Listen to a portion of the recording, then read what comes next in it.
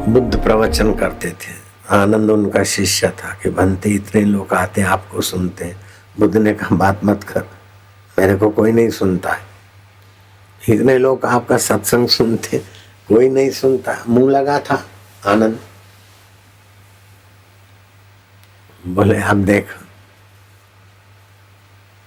शाम को सत्संग होगा ना, सत्संग पूरा हो जाए तो चुपके से बाहर निकलना और पूछना क्या बात अच्छी लगी एक एक व्यक्ति से।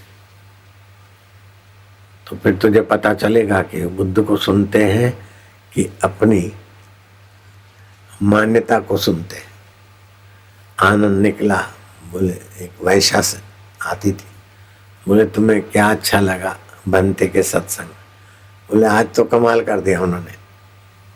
बोले अपना अपना कर्तव्य पालो। मैं किसी यार को, मेरे ग्राहक को टाइम दे आई थी और सोचा कि देर तो नहीं हो जाएगी, इतने में बुद्ध बोल पड़े अपना अपना कर्तव्य पालो।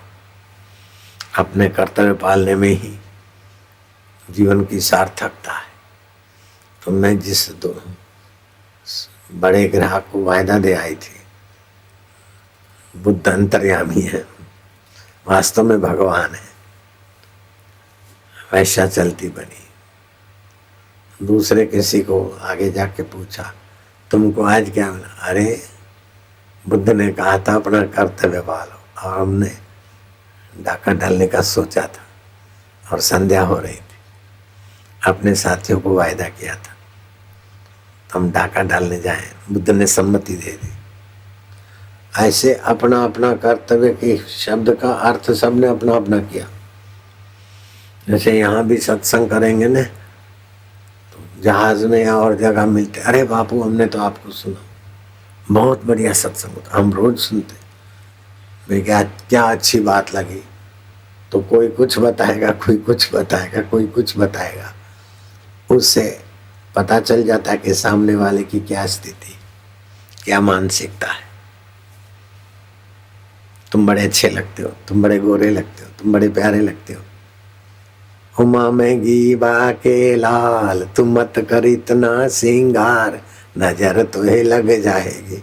तो बाह्य दृष्टि वाले भाव है, भगत है, लेकिन नजर क्या लगेगी? आ जाए तो उसी को मैं चिपक जाऊंगा, भाग जाएगी तो मुझे क्या नजर लगेगी?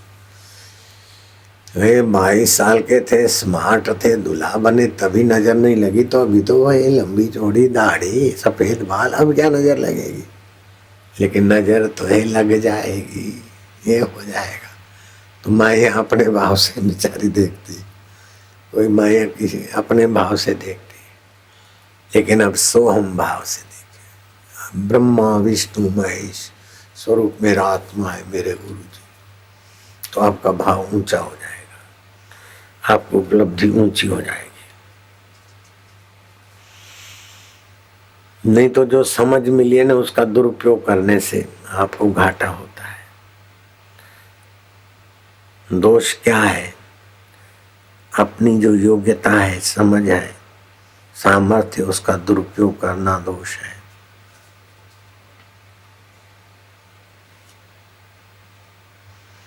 दूसरों में दोष देखना भी दोष है। कर्तव्य पालन में लापरवाह होना भी दोष है।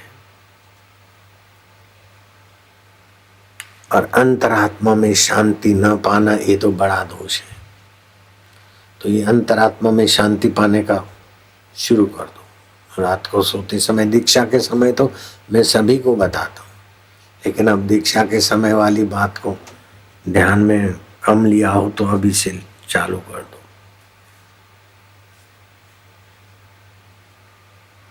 जिसको अपना मानते हो और उसको प्रेम नहीं करते हो, मधुमेह प्रेम नहीं करते हो, तो आप घाटे में रहते हो, दोष है।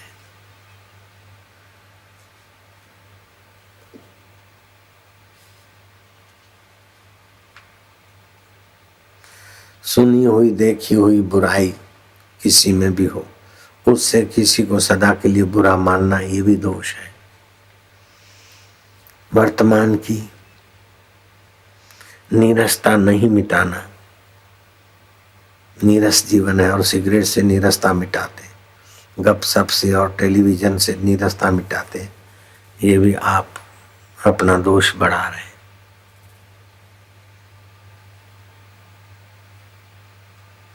किसी वस्तु पर, किसी परिस्थिति पर, किसी व्यक्ति पर आपका सुख शांति निर्भर है तो ये भी आप में दोष है।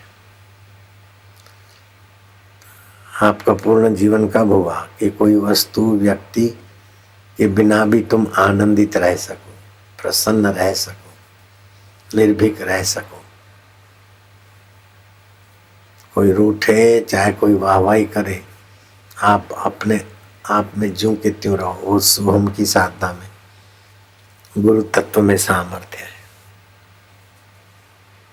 ये बहुत ऊंची अवस्था है। निर्दोष ही समम ब्रह्म, पर ब्रह्म परमात्मा पूर्ण निर्दोष है। आप उसको सोहम स्वभाव से उपासना करो। दोषों की शुद्धि करनी हो तो विश्वास पूर्वक, प्रभु की अहेतु की कृपा है मुझ पर। हम नहीं जानते थे तभी भी प्रभु हम पर बरसते थे। माँ के शरीर में दूध बनाया, कठिनाइयाँ देकर हमें अनासक्त करते और अनुकूलता देकर हमें दूसरे के काम आने की योग्यता बख्शते। वाह प्रभु वाह। दोषों को मिटाने की उत्तम तरकीब है। आध्यात्मिक दृष्टि से विवेक पूर्वक आचार जो भी इच्छाएं हैं, इच्छा पूर्ति के गुलाम मत बनो। इच्छा पूर्ति हुई तो उसका सदुपयोग करो, इच्छा पूर्ति नहीं हुई तो उत्सव मनाओ कि इच्छा रहित होने में हमारी गति कराने के लिए भगवान ने दया की। इच्छा पूर्ति में जो आनंद मानता है, इच्छा की आपूर्ति में दुख मानता है, वो तो हूँ जोधपुर की बालू है, ठंडी में ठंडा, गर्मी में गर्म। इच्छा पूर्ति हो तो ठीक है, लेकिन अपूर्ति हो तो उत्सव मनाओ। इच्छा हमारी इच्छा के विपरीत हुआ, भगवान हमें सम रहने के लिए हमारी इच्छा को पूर्ण नहीं करते। वाह प्रभु वाह।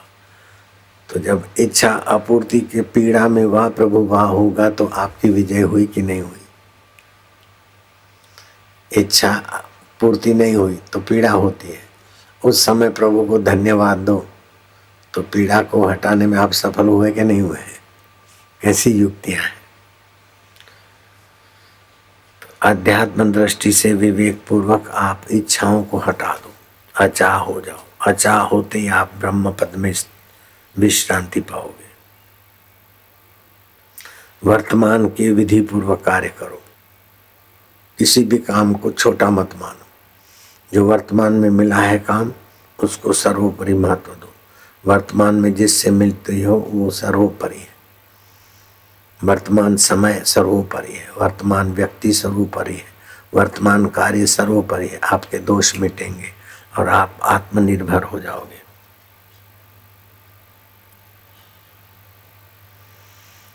पूरी शक्ति लगाकर विधि पूर्वक वर्तमान का कर्तव्य करना चाहिए। तो इस प्रकार अशुद्धि मिटते ही शुद्धि हो जाएगी। शुद्धि होते क्या होगा, आपका चित्त परमात्मा में स्थिर होने लगेगा।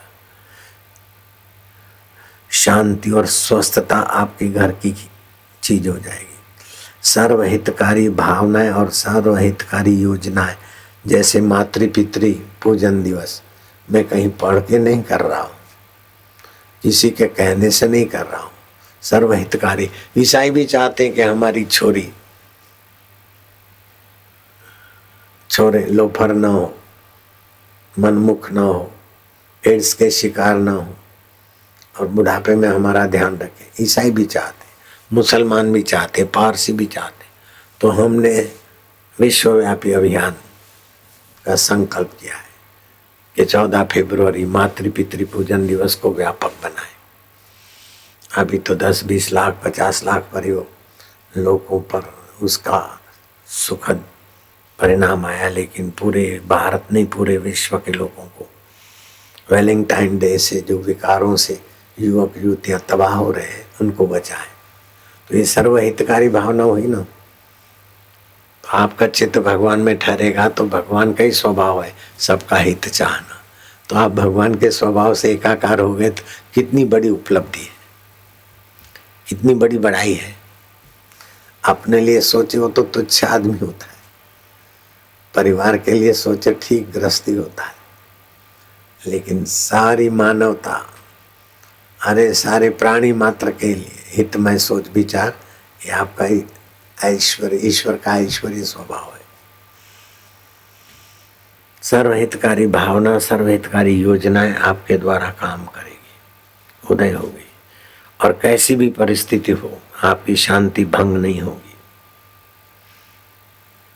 जहां मन लगना चाहिए वहां आप लगा लोगे, जहां से मन हटाना हो आप हटा दोगे, और आपको इस सोहम की साधना से, गुरु की कृपा प्रसादी से ये अनुभूति होगी कि आपकी उपस्थिति से जो होना चाहिए वो होने लगेगा, जो नहीं होना चाहिए वो रुक जाएगा। अभी आपाधापी नहीं होनी चाहिए तो नहीं है, शांति होनी चाहिए तो है, आपका ध्यान इधर होना चाहिए है। इसके लिए मैंने न बल का उपयोग किया, न डंडे का उपयोग किया, न आपको सिखाने के लिए भाषण का उपयोग किया। आपका मन उसमें स्थित हुआ तो आपकी उपस्थिति से जो होना चाहिए होने लगेगा, जो रुकना चाहिए रुकने लगेगा। कितनी बड़ी उपलब्धि है, यह आपका ईश्वर का ऐश्वर्य है।